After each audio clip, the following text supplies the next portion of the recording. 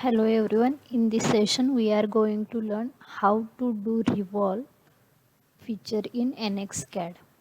For this we will go to our software. Here we will draw a geometry.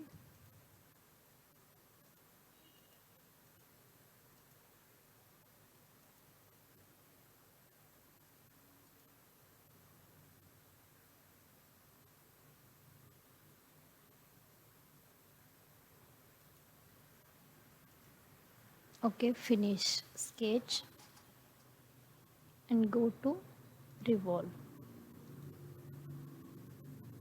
Select a curve, select vector.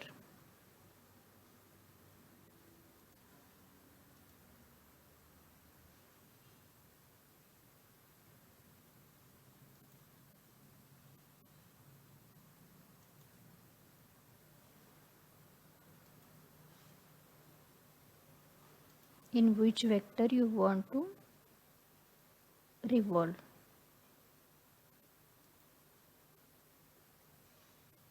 Okay, select a point C.